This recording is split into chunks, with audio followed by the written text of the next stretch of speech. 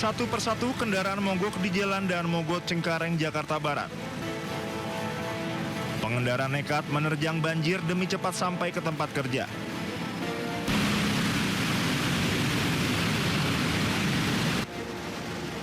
Banjir terjadi akibat hujan yang turun sejak semalam membuat kali Mokofart meluap.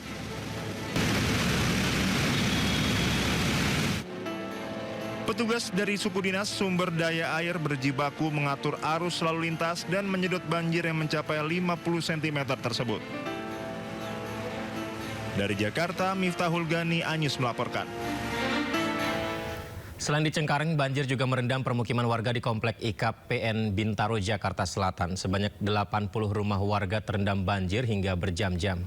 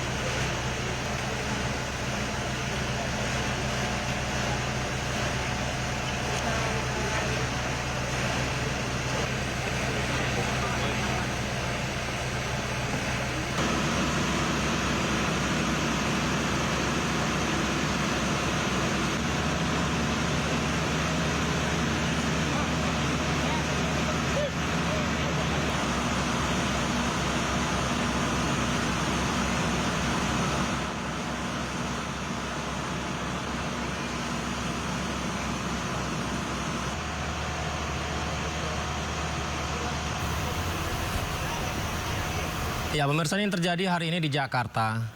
Kali meluap, permukiman kebanjiran. Kita lihat ya, ini terjadi ketika semalam di daerah Jakarta dan sekitarnya hujan terus-menerus turun. Ternyata berdampak pada pagi hari. Beberapa titik ini mengalami kebanjiran seperti Cengkareng. Banjir yang juga merendam di tepatnya Komplek IKPN Bintaro.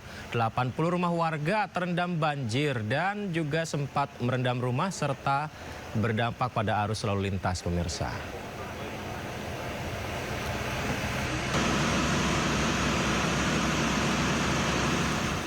Ya, semoga malam ini tidak hujan deras ya, karena hujan yang turun sejak kemarin ya membuat kawasan Joglo Raya juga tergenang banjir, pemirsa. Ketinggian air berkisar 50 cm membuat arus lalu lintas tersendat. Ini kondisi pada pagi menjelang siang tadi. Memang di malam hari ini sudah surut beberapa titik. Tapi pada pagi tadi Jalan Joglo Raya tergenang banjir. Tampaknya tinggi. Di mana banjir dengan ketinggian 50 cm membuat lalu lintas tersendat. Lumayan tinggi ya, dan merendam beberapa motor yang nekat tetap melintas. Tapi harus mengurangi kecepatannya supaya tidak mogok. Petugas PPSU dibantu warga mengatur lalu lintas seadanya agar para pengendara tidak mengalami mogok.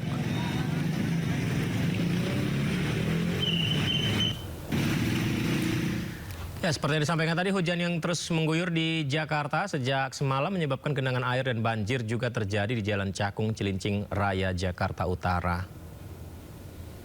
Laporkan Cakra 252 untuk Ketinggian genangan air mencapai 30 cm di Jalan Cakung, Cilincing Raya, Jakarta Utara.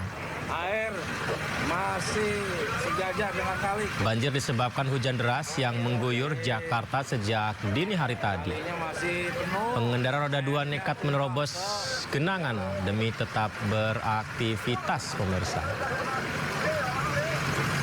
Demikian untuk motor-motor.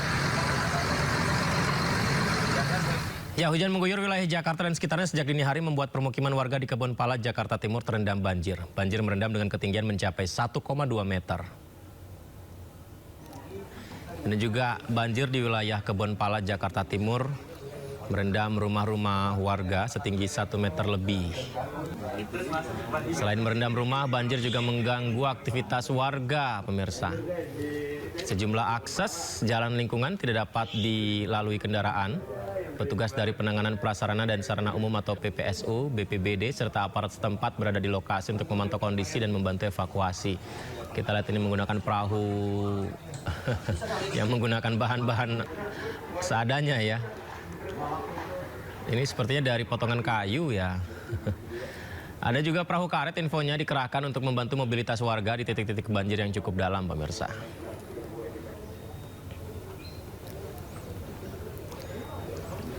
Di Cengkareng ya, banjir terjadi, ratusan rumah warga di Jalan Pulau Nangka tepatnya ini juga terendam air. Bahkan akses jalan ke pemukiman warga turut terendam.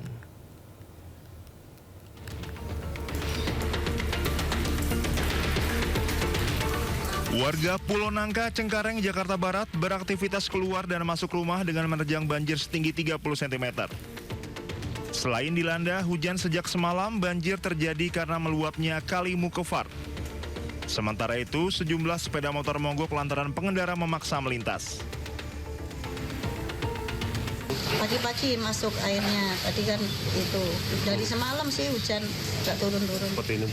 Ya pengennya ya nggak banjir, gimana pemerintah pengennya ya orang sini mah banjir mulu, banjir. Karena takut banjir semakin tinggi, warga mulai mengevakuasi sepeda motornya ke tempat yang lebih tinggi. Warga berharap Pemprov DKI Jakarta serius mengatasi permasalahan banjir yang selalu terjadi setiap hujan turun. Dari Jakarta, Miftahul Gani, Anyus melaporkan. Ini juga ramai, pemirsa, tadi pagi terjadi rangkaian komuter lain Bandara Soekarno-Hatta anjlok setelah menabrak truk di perlintasan kereta dekat stasiun Polres Tangerang, Banten. Akibatnya, perjalanan KRL Tangerang Duri juga dihentikan sementara. Satuan Lalu Lintas Polres Metro Tangerang menerjunkan tim investigasi untuk mengetahui penyebab kecelakaan.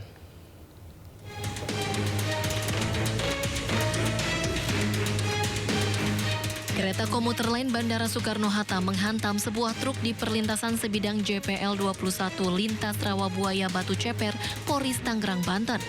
Peristiwa terjadi di jam sibuk Jumat pagi. Kerasnya benturan membuat rangkaian KRL anjlok dari rel dan kabel listrik aliran atas terputus, sehingga mengganggu perjalanan kereta di lintas tersebut. Tidak ada korban jiwa dalam insiden ini, masinis dan seluruh penumpang KRL bandara telah dievakuasi. KAI Komuter juga menyediakan transportasi pengganti bagi penumpang yang hendak melakukan perjalanan ke bandara. Puluhan petugas diterjunkan ke lokasi untuk mengevakuasi rangkaian kereta yang anjlok dari rel. Komuter berkoordinasi dengan KAI Daob 1 Jakarta dengan mengirimkan rangkaian kereta penolong ke lokasi kejadian. Sementara Satuan Lalu Lintas Polres Metro Tangerang menerjunkan tim investigasi kecelakaan antara kereta bandara dengan truk trailer untuk mengetahui penyebab kecelakaan. Penyidik lalu lintas mengumpulkan berbagai bukti mulai dari TKP kejadian, CCTV, hingga memeriksa masinis dan sopir truk.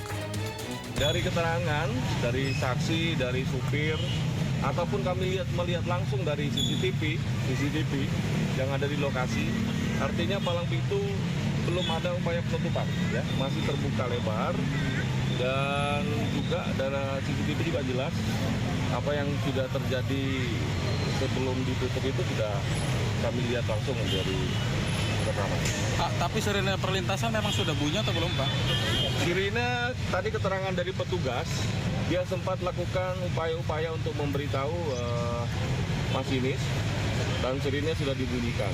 Tapi ada upaya untuk tidak dindahkan daripada kendaraan dan juga memang satu sisi kendaraan juga melihat palang pintu belum ditutup. Jadi memang nanti kita harus dalami. Selama upaya evakuasi, perjalanan komuter lain Tangerang hanya sampai stasiun Rawabuaya dan kembali ke stasiun Duri. Sementara perjalanan komuter lain dari arah bandara hanya sampai stasiun Batu Ceper dan kembali ke bandara. Dari Tangerang, Banten, Tim Liputan iNews melaporkan. Proses evakuasi kereta api bandara yang menabrak truk di Tangerang, Banten masih berlangsung. Satu jalur sudah bisa digunakan secara bergantian.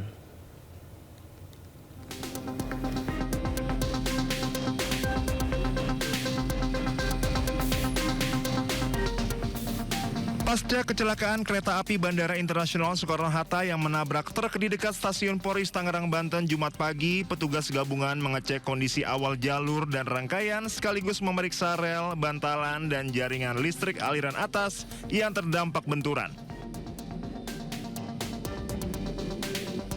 Aliran listrik di jalur tersebut dihentikan sementara demi keselamatan selama proses evakuasi. Penanganan difokuskan pada pemindahan truk yang menutup jalur serta pembenahan tiang listrik aliran atas yang terdampak. Upaya percepatan dilakukan dengan menurunkan muatan truk. Kendaraan derek yang tiba bersama alat berat kemudian mengangkat badan truk dari atas rel.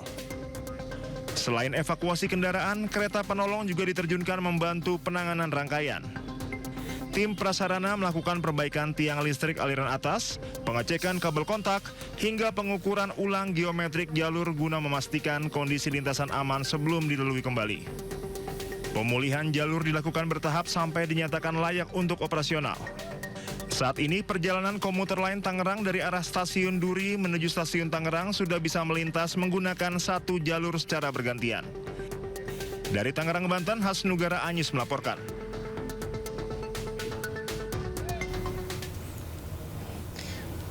Ya, kita bisa lihat ya pemirsa, pintu kereta Poris yang sempat ditutup akibat truk yang tertabrak kereta bandara akhirnya alhamdulillah dapat dilalui kendaraan. Ini kita bisa lihat aktivitas bisa berjalan normal kembali, tapi memang kalau kita lihat kondisinya ini bahaya ya. Harusnya bisa dievaluasi ke depan ya. Karena padat sekali. Kemudian terlalu rapat antara kendaraan umum dan juga kereta yang melintas di sini. Tapi kalau kita bisa lihat ya, petugas KAI berhasil mengevakuasi kereta bandara serta truk dan logistiknya. Laka truk terlibas kereta ini mengakibatkan lalu lintas macet parah bahkan hingga sebelum waktu berbuka puasa. Dan ini kita lihat bagaimana upaya perbaikan rel juga terus dilakukan. Tapi sepertinya ini memang benar-benar harus dievaluasi ke depan ini. Karena kalau melihat dari kondisinya sangat berbahaya ya.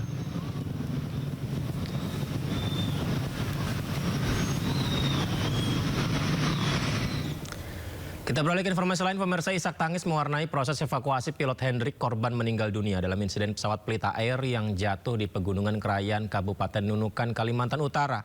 Jenazah diterbangkan dari Long Bawan Krayan menuju Bandara Juwata Tarakan untuk kemudian dipulangkan ke Jakarta.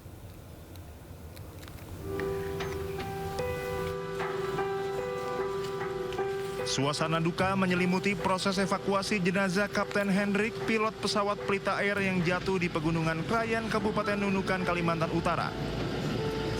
Detik-detik keberangkatan jenazah dari Long Bawan menuju Tarakan berlangsung sangat emosional. Sejumlah rekan sejawat Kapten Hendrik tidak kuasa menahan kesedihan. Isak tangis rekan sejawat pecah saat peti jenazah tiba di bandara untuk diterbangkan menuju Tarakan Jumat pagi. Beberapa di antaranya bahkan histeris saat melihat kantong jenazah dievakuasi petugas dari mobil ambulans menuju pesawat yang telah menunggu. Jenazah diterbangkan dari Long Bawan Krayan menuju Bandara Juwata Tarakan sebelum akhirnya dipulangkan ke rumah duka di Bogor, Jawa Barat. Untuk kondisi medan sangat ekstrim, dia berada di lereng gunung itu. Untuk ininya pohon-pohon masih besar semua, tinggi. Untuk kondisi kami temukan itu pesawat api masih kondisi menyala. Dan untuk pilot kami langsung identifikasi karena yang membuat hanya pilot, jadi kami langsung identifikasi.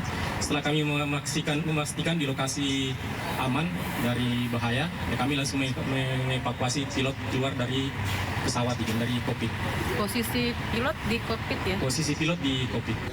Setelah menjalani serangkaian prosedur di RSUD setempat, jenazah dibawa ke Bandara Juwata Tarakan pada Jumat siang. Rencananya dari Tarakan, jenazah pilot Hendrik akan langsung diterbangkan menuju Jakarta. Pihak maskapai dan petugas akan mendampingi proses pemulangan hingga jenazah diserahkan secara resmi kepada pihak keluarga yang sudah menunggu di Bogor, Jawa Barat.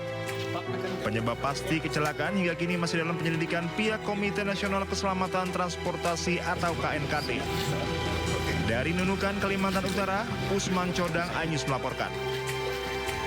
Warga di kawasan Krayan, Kabupaten Nunukan, Kalimantan Utara digegerkan pesawat jatuh di area pegunungan. Pesawat jatuh merupakan maskapai pengangkut BBM milik Pelita Air.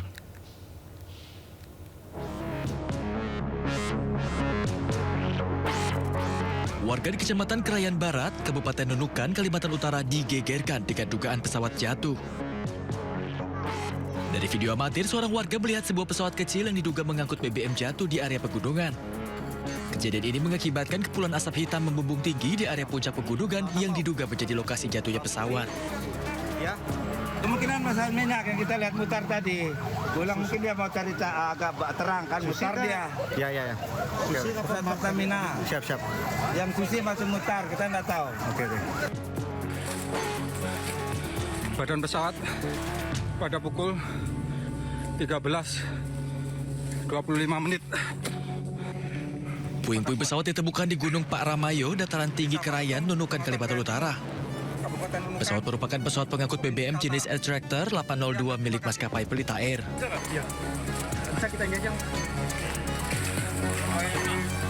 Pada pukul 14.33 local time, tim SAR gabungan menemukan pesawat terbakar dan satu korban ditemukan meninggal dunia dalam kejadian terbakar. Selanjutnya korban dievakuasi oleh tim SAR gabungan di Lombawan menuju ke Rumah Sakit Pratama Lombawan. Seluruh badan pesawat dilaporkan hangus terbakar. Akibat insiden ini, pilot pesawat atas nama Kapten Hendrik Lodewijk dinyatakan meninggal dunia. Dari Nunukan, Kalimantan Utara, Tim Liputan, A-News melaporkan.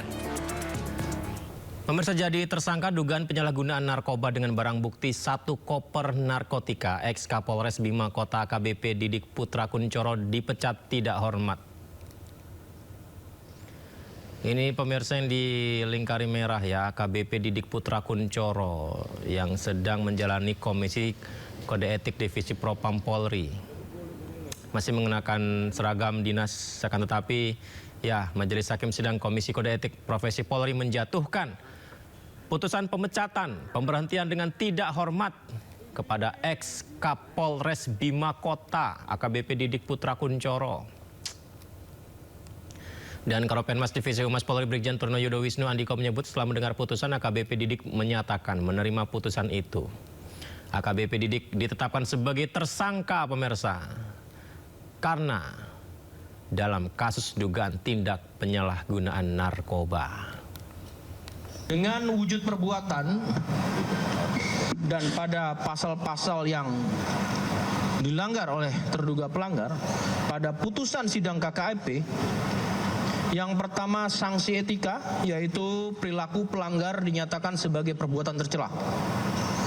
Yang kedua, pada putusan sidang KKEP, sanksi administratif berubah. Penempatan dalam tempat khusus selama 7 hari terhitung mulai tanggal 13 sampai dengan 19 Februari 2026 di ruang Patsus Biro Provos Div Propam Polri dan telah dijalani pelanggar. Yang B, tadi A ya, pemberhentian tidak dengan hormat atau PTDH sebagai anggota Polri. Atas putusan tersebut, pelanggar di hadapan Ketua dan anggota komisi pada putusan sidang menyatakan menerima. Melalui kuasa hukumnya, mantan Kapolres Bima AKBP Didik Putra Kuncoro menyampaikan surat pernyataan terkait dugaan kasus narkotika yang menjeratnya. Didik menegaskan tidak pernah memerintahkan anggotanya meminta uang kepada pihak tertentu, serta menyebut narkotika dalam koper yang ditemukan saat penggeledahan adalah milik pribadinya. Yang bertanda tangan di bawah ini, nama Didik Putra Kuncoro, SIK MSI, pangkat garing NRP AKBP garing 7903 1391. Tempat tanggal lahir Kediri 30 Maret 1979, umur 46 tahun. Alamat Taman Royal Arum, Kelurahan Poris, Kecamatan Cipondoh, Kota Tangerang, Banten. Dengan ini menyatakan, 1, bahwa saya menyatakan saya tidak pernah memerintahkan kepada saudara AKP Maulangi, SHMA, mantan Kasat Res Narkoba Polres Bima Kota, untuk meminta uang kepada seseorang yang bernama Ko Erwin. 2, bahwa saya tidak pernah memerintahkan kepada saudara AKP Maulangi, SHMH, mantan Kasat Res Narkoba Polres Bima Kota, untuk bekerja sama dengan pihak manapun, juga termasuk orang yang bernama Ko Erwin, khususnya dalam hal mengedarkan maupun memperjualbelikan narkotika, psikotropika, atau segala jenis obat-obatan terlarang lainnya. 3, bahwa saya tidak pernah mengenal, tidak pernah bertemu, dan tidak pernah bekerja sama dalam bentuk apapun dengan seseorang yang bernama Ko Erwin. 4. Bahwa narkotika dan psikotropika yang terdapat di dalam koper yang ditemukan di rumah Dianita adalah milik saya pribadi dan tidak ada hubungannya dengan saudara AKP Maulangi SHMH alias Pak Eki, mantan Kasat Res Narkoba Polres Bima Kota. Demikian surat pernyataan ini saya buat dengan sadar dan penuh tanggung jawab.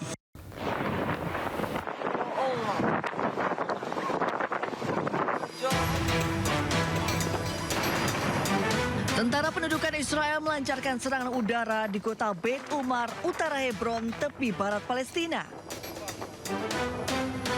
Rekaman video memperlihatkan detik-detik rumah milik keluarga Walid Sabana di Beit Umar hancur setelah diledakkan oleh pasukan Israel. Ledakan tersebut memicu kepulan asap tebal dan puing bangunan berserakan di sekitar lokasi. Tak hanya melakukan serangan udara, pasukan pendudukan Israel juga terus melakukan penjarahan dan penahanan terhadap sejumlah warga Palestina. Dalam kondisi mata ditutup, sejumlah warga Palestina digiring masuk ke kendaraan militer Israel. Situasi ini terjadi di awal bulan Ramadan, bahkan setelah kesepakatan gencatan senjata antara Israel dan Hamas pada Oktober 2025 lalu.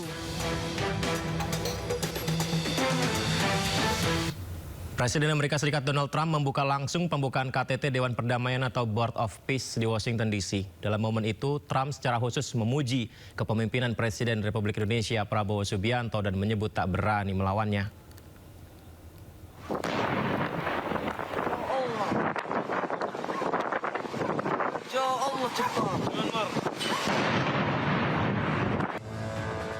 Tentara pendudukan Israel terus melancarkan serangan udara di kota Beit Umar, utara Hebron, tepi barat Palestina.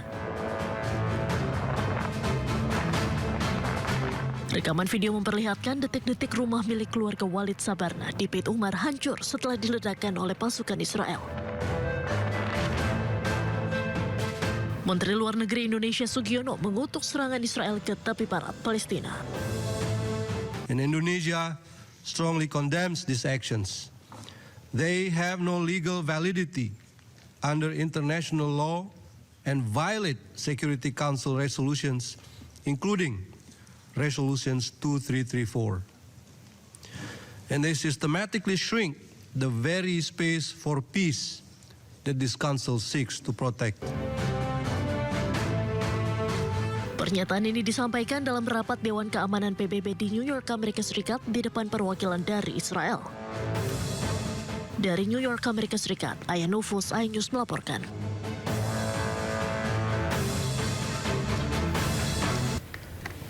Baik pemirsa, kita akan segera membahasnya bersama dengan Nadia Rossi, relawan Mercy Gaza. Assalamualaikum, selamat malam waktu Indonesia. Kak Nadia, apa kabar Kak?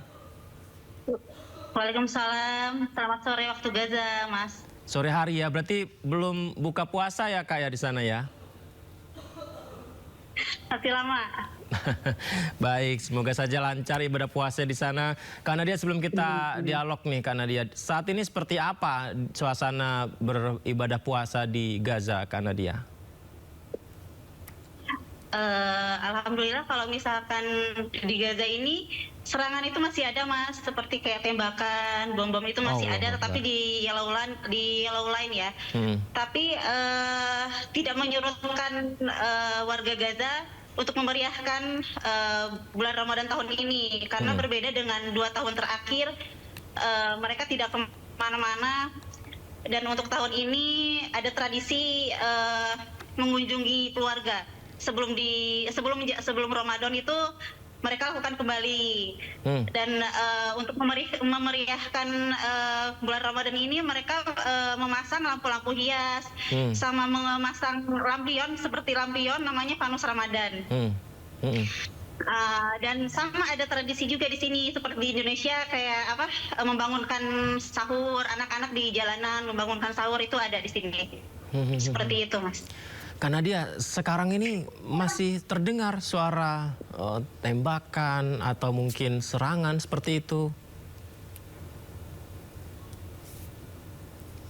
Masih drone itu mungkin kalau misalkan nih, jadi kita udah tahu nih kayak misalkan mau ada serangan itu, drone itu terdengar sangat keras, jadi kayak dekat kayak di atas atap rumah gitu. Ya Rasa Allah. terdengar seperti di atas atap rumah, tidak berselang lama pasti itu ada ledakan, kalau nggak ada tembakan. Ya Allah. Dan kami juga mendengar. Yang lebih banyak kalau misalkan untuk, Bagaimana Kak? Silakan. iya Mas. Silakan gimana? Iya, jadi lebih banyak di Gaza Utara. Di Gaza Utara masih banyak bom, khususnya kayak di Jabalia itu masih banyak serangan di daerah Jabalia. Masih ada serangan ya. Kami mendengar juga banyak yang berbuka puasanya di tengah reruntuhan bangunan. Itu juga benar ya Kak Nadia? Ya, benar. Bahkan di sini saya belum menemukan masjid yang benar-benar yang masih utuh, semuanya biarpun bisa sedikit tapi mereka pasti ada kerusakan akibat dari serangan sebelumnya. Bahkan masjid di sana banyak yang rusak. Seperti itu Mas Udi. Baik. Kak Nadia, lantas seperti apa warga Gaza termasuk Kak Nadia juga dan teman-teman WNI kita di sana untuk memenuhi kebutuhannya memasak agar bisa sahur, agar bisa buka puasa itu gimana Kak Nadia? Untuk bahan makanannya mungkin? Untuk alhamdulillah saat ini alhamdulillah untuk bulan Ramadan ini banyak dari NGO dari luar yang memberikan bantuan bahan makanan untuk warga Gaza. Jadi memang untuk bantuan makanan sendiri dari luar itu memang karena sangat sulit, masih dibatasi. Jadi kami memilih untuk NGO lain dan juga Mercy juga sama. Kami melakukannya, kami membeli bahan makanan yang memang ada tersedia di dalam Gaza untuk dibagikan kepada warga. Kalau bulan Ramadan ini kan salah satu bulan yang sangat indah ketika bersama keluarga ya Kak Nadia ya. Gimana warga Gaza yang mungkin terpisah dengan keluarganya atau mungkin kehilangan anggota keluarganya? Apakah banyak anak-anak yang akhirnya yatim piatu harus tetap beribadah puasa di sana? Lantas seperti apa menjaga mereka Kak?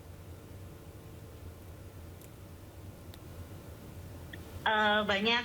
Jadi alhamdulillah warga Gaza ini solid ya Mas. Jadi kalau misalkan memang mereka yang yatim piatu, jika memang sudah tidak ada sanak saudara, mereka dirawat oleh tetangganya yang memang menemukan mereka. Ataupun misalkan dalam masa pengungsian mereka kehilangan orang tua, ada yang dari satu kumpulan itu ada yang menemukan mereka yang merawat. Seperti itu Mas.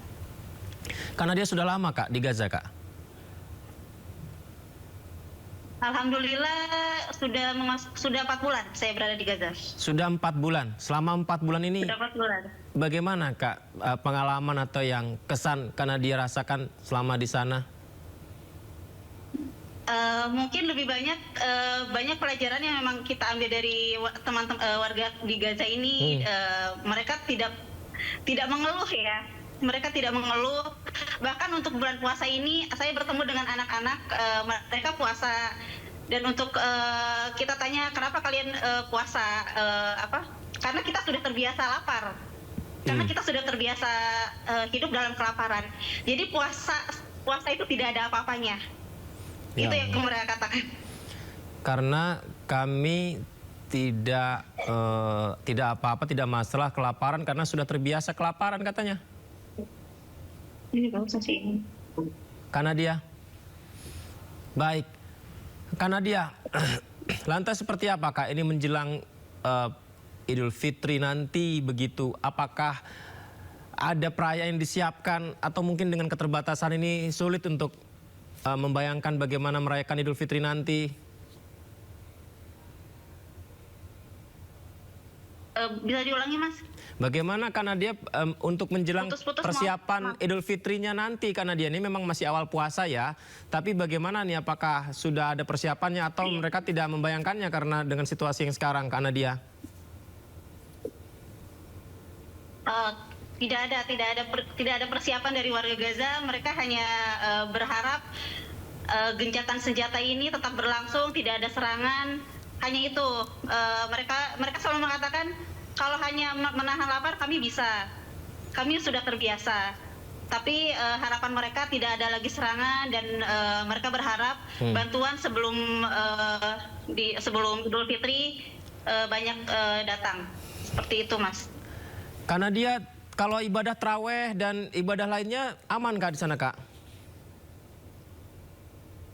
Ibadah taraweh untuk laki-laki masih bisa, Mas. Jadi memang karena Ramadan pertama ya ini di Gaza itu setelah 2 tahun tidak ada taraweh. Jadi masjid-masjid itu biarpun hanya tinggal setengah itu, biarpun bangunannya hanya setengah bangunan penuh, tapi hanya untuk laki-laki. Untuk perempuan tidak ada. Baik, Kak Nadia, terima kasih banyak ya Kak ya. Saya doakan semoga Kak Nadia dan teman-teman WNI yang menjadi relawan di sana diberi kesehatan, selamat, sehat, dan warga Gaza bisa sejahtera, aman, sehat di sana semuanya. Nanti kita izin bisa dialog kembali ya Kak Nadia ya. Terima kasih banyak Kak Nadia. Assalamualaikum. Insyaallah, insyaallah. Ya, pemirsa, informasi berikutnya ini Presiden Prabowo Subianto menghadiri langsung pembukaan KTT Dewan Perdamaian atau Board of Peace di Washington DC. Dalam acara ini Indonesia bersedia menjadi wakil komandan untuk pasukan stabilisasi Gaza.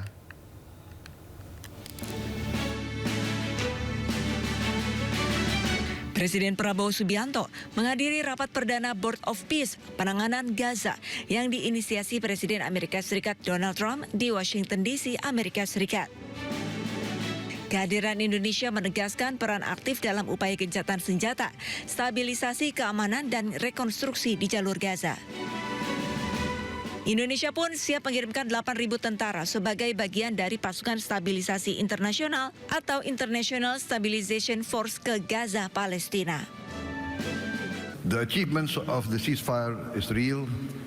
We commend this, and therefore we reaffirm our commitment to contribute significant number of troops, up to 8,000 or more if necessary. We are prepared to contribute the troops to take part actively in the International Stabilization Force to make this peace work. Thank you very much. Indonesia juga ditunjuk menjadi wakil komandan untuk International Stabilization Force atau ISF. Pasukan ini akan mengawal perdamaian dan pembangunan di Gaza. I'm incredibly pleased to announce today that the first 5 countries have committed troops to serve in the ISF: Indonesia, Morocco, Kazakhstan, Kosovo, and Albania. And 2 countries have committed to train police: Egypt and Jordan. I would also like to announce that I have offered and Indonesia has accepted the position of Deputy Commander for the ISF. Indonesia tercatat sebagai salah satu dari 5 negara yang akan mengirimkan pasukan guna bergabung dalam ISF. Nantinya, pasukan dari kelima negara akan mengamankan wilayah perbatasan dan menstabilkan lingkungan di Gaza. Dari Washington DC, Amerika Serikat, Aya Nufus, iNews melaporkan.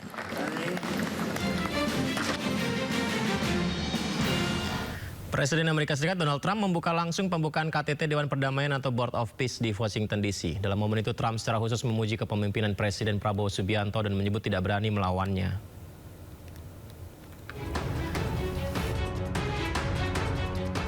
Presiden Prabowo Subianto menghadiri rapat perdana Board of Peace penanganan Gaza yang diinisiasi Presiden Amerika Serikat Donald Trump di Washington DC, Amerika Serikat.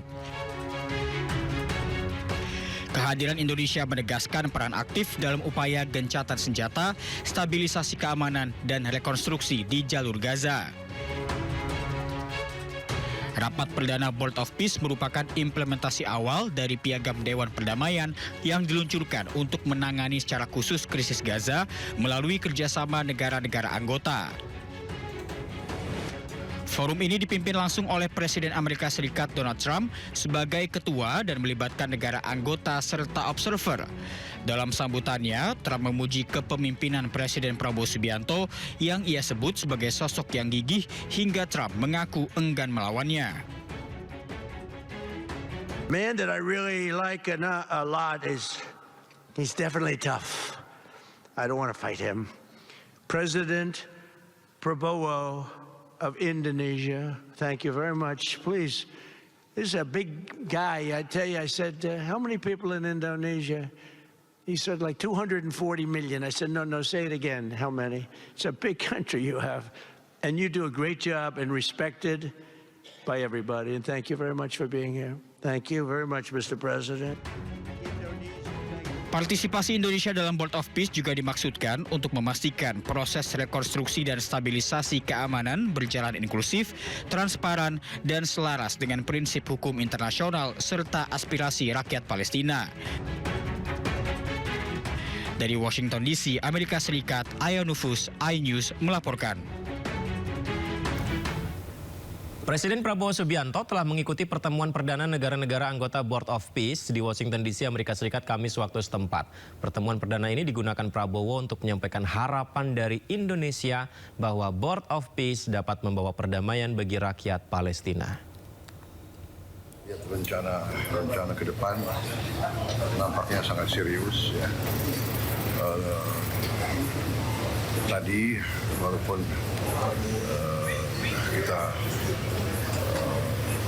bertekad untuk ini berhasil karena ini memberi harapan perdamaian ya, walaupun tadi saya juga dalam statement singkat saya juga ingatkan banyak kesulitan masih di depan, banyak hambatan, rintangan ya, obstacles, tapi ya kita harus bertekad untuk mencapai keberhasilan demi rakyat Palestina ya. Kita tentunya komit ya, tadi beberapa negara-negara Muslim semua menegaskan komitmen kita untuk benar-benar mencapai lasting peace and the only lasting peace. Ya, terima kasih masih bersama kami di Sindo Prime. Dan pemirsa, sebelum saya bacakan berita berikutnya, ini saya mendapatkan paket ya. Ini paket bukan sembarang paket. Ini paket istimewa. Nah, ini dia. Loh, kok form pengajuan perpindahan kewarganegaraan? Bukan ini maksud saya paketnya. Paket ini penting buat saya sama anak saya, tapi bukan pindah warga negara ya. Nah, ini nih bener nih. Saya mau cuti. Persetujuan cuti, jadi saya disetujuin cutinya. Nanti saya bisa liburan sama anak istri saya lebaran. Karena yang terpenting pemirsa, anak saya statusnya masih WNI. Anak saya masih WNI. Ini bukan bicara fair atau unfair, tapi ini bicara soal tanggung jawab kita sebagai warga negara Indonesia. Dan tidak boleh bilang cukup orang tuanya yang WNI, tapi anaknya jangan. Tapi yang benar adalah alhamdulillah orang tua dan anak-anaknya WNI. Mari kita bersama-sama membuat paspor WNI kita menjadi kuat. Ya pemirsa, video seorang wanita yang mengungkap kebahagiaan karena anaknya menjadi warga negara Inggris mendadak viral. Bulan ke belakang nyampe juga. Ini paket bukan sembarang paket, isinya adalah video dari pemilik akun Sasetyaning Tias. Kebahagiaan karena anaknya mendapat kewarganegaraan asing diperbincangkan lantaran statusnya sebagai mantan penerima lembaga pengelola dana pendidikan alias LPDP. Setelah menerima amplop seperti saya tadi, ia menunjukkan ekspresi terharu dan menyebut ini paket bukan sembarang paket. Dirinya mendapat surat dari Home Office Inggris menyatakan kalau anaknya diterima menjadi warga negara Inggris dan menerima paspor secara resmi. Salah satu yang menjadi perdebatan adalah pernyataannya bahwa cukup aku saja yang WNI, anak-anakku jangan. Kita usahakan anak-anak dengan paspor kuat WNA itu, katanya begitu. Udah resmi jadi British citizen. Belakang nyampe juga. Ini paket bukan sembarang paket, isinya adalah sebuah dokumen yang penting banget yang merubah nasib dan masa depan anak-anakku. Kita buka ya.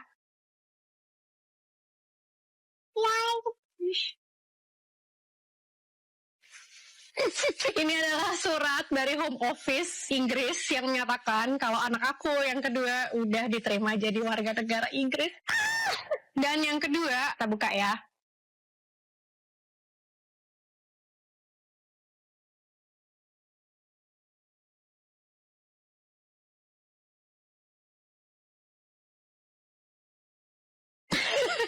Udah resmi jadi British citizen. Sementara itu anaknya masih bayi, belum tahu apa-apa. I know the world seems unfair, tapi cukup aku aja yang WNI, anak-anakku jangan. Kita usahakan anak-anak dengan paspor kuat WNA itu. Let's go. Ya, pemirsa, kebahagiaan anak yang mendapat status WNA ini ditanggapi beragam oleh warganet setelah mengetahui statusnya sebagai penerima LPDP. Bahkan sejumlah netizen mencari tahu data riwayat pendidikan dan status LPDP pasangan suami istri ini yang harusnya mengabdi setelah lulus dari program tersebut. Tidak sedikit netizen yang menyayangkan momen kebahagiaan memberikan paspor WNA ke anak, tapi orang tuanya mendapat program LPDP dari pajak rakyat. Namun kritikan dari netizen ini dibantah oleh pemilik akun Sasetyaning Tias. Ya, ini dia penjelasannya pemirsa. Pemilik akun media sosial Sasetyaning Tias memberikan klarifikasi terkait kewajibannya sebagai penerima LPDP. Dirinya lulus LPDP tahun 2017 dan sudah mengabdi 5 tahun di Indonesia serta berkontribusi untuk Indonesia hingga hari ini. Pindah ke Inggris bukan untuk sekolah, melainkan menunaikan kewajiban sebagai istri. Ia juga menegaskan masih membayar pajak dan ungkapan yang tadi sempat rame ya, cukup aku aja yang WNI, anakku jangan, adalah bentuk kekecewaan, kemarahan, kekesalan terhadap kebijakan pemerintah Indonesia. Ia menolak tuduhan asumsi fitnah yang beredar di media sosial pasca video itu diunggah dan sudah minta maaf atas kegaduhan yang terjadi. Ya, dan ini adalah pernyataan dan permohonan maaf yang diunggah di Instagramnya Sasetyaning Tias. Dia menyampaikan permohonan maaf secara terbuka. Pernyataan cukup saya aja WNI, anak-anak jangan diakui sebuah kesalahan karena lahir dari rasa kecewa dan lelah frustasinya. Namun diakui pernyataan itu tak seharusnya diucapkan karena menyakiti perasaan banyak orang.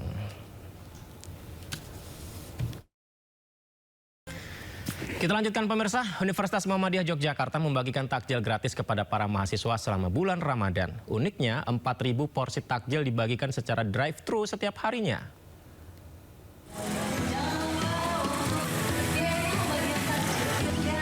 Selama bulan Ramadan, kampus UMY membagikan 4.000 porsi takjil gratis.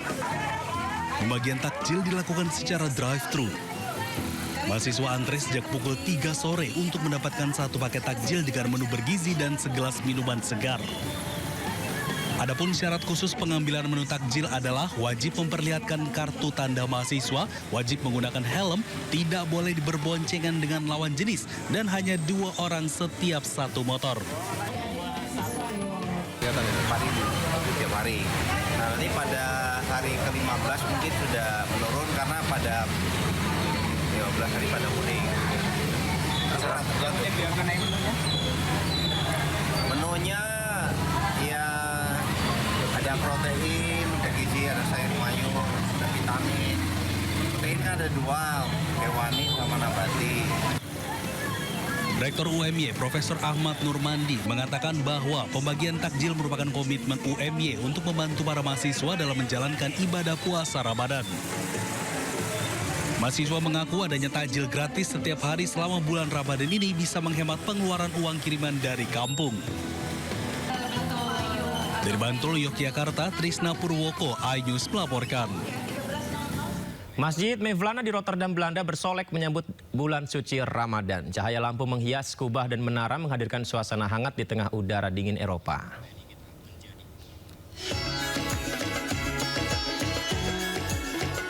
Masjid Mevlana di Rotterdam secara resmi menyambut Ramadan ketika umat muslim di seluruh Belanda menandai awal bulan suci tersebut dengan sholat tarawih. Cahaya lampu berwarna hijau menghiasi kubah dan menara masjid, serta bendera Turki dan Belanda yang berdampingan mencerminkan ikatan budaya ganda komunitas lokal. Para jamaah berkumpul saat azan dikumandangkan. Di dalam masjid, imam menyampaikan ceramah mengenai makna bulan Ramadan sebelum memimpin sholat tarawih. Masjid ini menjadi tempat penting bagi warga muslim di Rotterdam untuk menjalankan ibadah Ramadan dalam suasana yang khusyuk dan penuh kebersamaan. Di tengah kebahagiaan Ramadan, ada 500 saudara kita di desa Maunasah Raya, Kecamatan Merah 2, Kabupaten Pidijaya Aceh berbuka puasa di tenda darurat pengungsian. Kondisi yang serba terbatas dan jauh dari kata layak menjadi kenyataan pahit yang harus mereka terima. Rumah masih tertimbun lumpur dan huntara belum juga selesai. Dan berikut laporan selengkapnya. Ratusan warga berbuka puasa di tenda darurat pengungsian desa Menasah Raya, Kabupaten Pidijaya Aceh. Di bawah terpal tenda darurat milik BNPB, warga menanti azan dengan hidangan berbuka yang sederhana. Hingga saat ini, banyak rumah warga masih tertimbun lumpur tebal.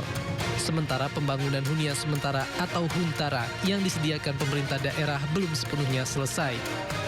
Mereka belum bisa kembali ke rumah karena kondisi bangunan yang belum pulih saat ini. Di tengah keterbatasan, suasana haru tak terhindarkan. Berbuka puasa bersama keluarga di tempat pengungsian menjadi ujian berat di bulan suci Ramadan. Alhamdulillah sedih banget lah, dari kemarin dah sedih kita. Biasa kan di rumah kita penginapannya bulan puasa di Ramadan kayak gini. Nggak bisa ingat lagi. Pokoknya sedih lah pokoknya. Apa-apa nggak bisa di rumah. Di sini kan hanya ala kadar aja. Mau mandi airnya pun nggak cukup. Maksudnya kalau di rumah kan mandi jam yang kita suka mau. Ya. Kalau sini nggak bisa. Warga berharap pemerintah dan pihak terkait segera menyelesaikan huntara dan mempercepat pemulihan agar Ramadan berikutnya tak lagi mereka jalani di bawah tenda darurat. Dari Pidijaya Aceh, Jamal Pangwa, iNews melaporkan.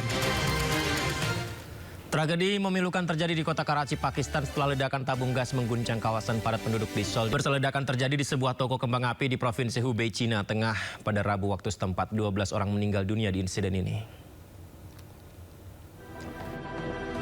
Seperti inilah kondisinya pemirsa, ledakan toko kembang api. Petugas darurat terus memadamkan api di toko kembang api saat itu terletak di kota Xiangyang. Penyebab pasti ledakan masih belum diketahui. Dilaporkan sedikitnya ada 12 orang meninggal dunia akibat peristiwa ini. Insiden ini menjadi kecelakaan kedua melibatkan kembang api dalam beberapa hari terakhir.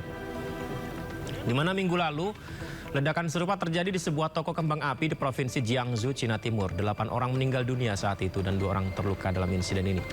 Diduga kecelakaan dipicu seorang warga yang menyalakan kembang api di dekat toko.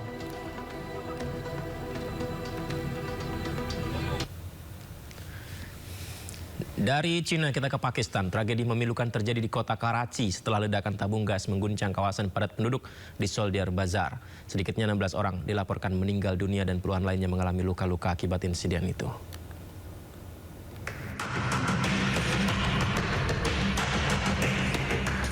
Lebih dari selusin orang termasuk anak-anak dan perempuan tewas, serta puluhan lainnya luka-luka setelah dilaporkan terjadi ledakan tabung gas di sebuah bangunan tempat tinggal di kota Karachi, Pakistan.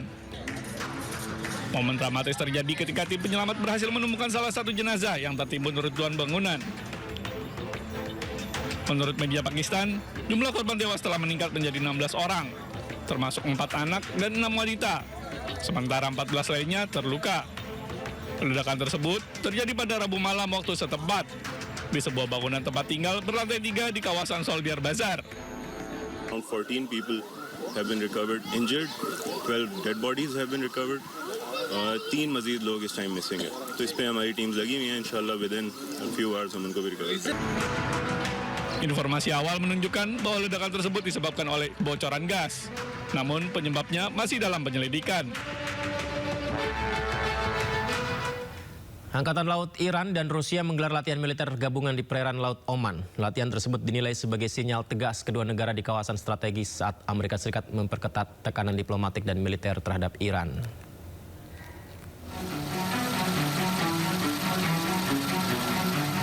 Angkatan Laut Iran dan Rusia menggelar latihan gabungan di Laut Oman di tengah ancaman berkelanjutan dari Amerika Serikat tentang aksi militer terhadap Teheran.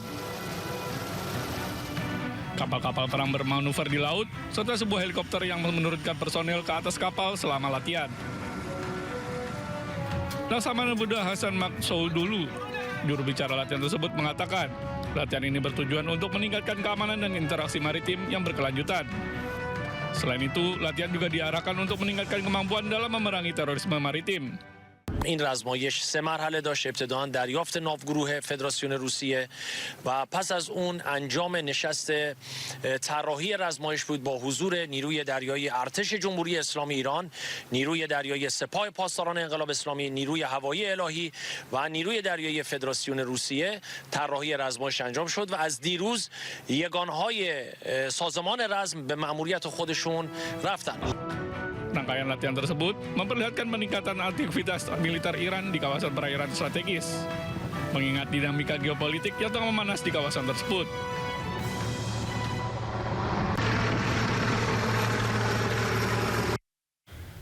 Pemirsa, aksi mogok selama 24 jam yang dilakukan Konfederasi Buruh melumpuhkan transportasi umum di Buenos Aires, Argentina. Aksi itu sebagai bentuk penolakan terhadap reformasi perburuhan yang diusulkan Presiden Javier Milei.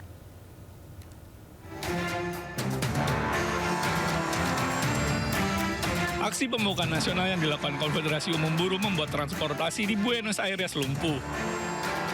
Terlihat jalanan dan jalur yang kosong dengan sedikit mobil yang beredar. Pertokoan hingga kantor pemerintahan dan bank ditutup. Penghentian total juga terjadi pada layanan penerbangan di Bandara Internasional Ezeiza dan kereta bawah tanah yang dioperasikan Emova. Aksi mogok selama 24 jam ini sebagai bentuk penolakan terhadap reformasi perburuhan yang diusulkan oleh pemerintah Argentina.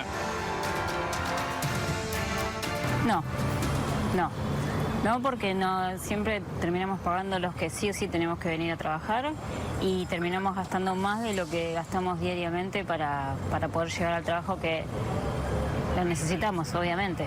No podemos decir no voy a trabajar. Así que no, entiendo todas las razones, pero no estoy de acuerdo. Reformasi ketenagakerjaan adalah rancangan undang-undang yang dipromosikan oleh Presiden Javier Milei dan pemerintahannya untuk memodifikasi peraturan ketenagakerjaan di Argentina.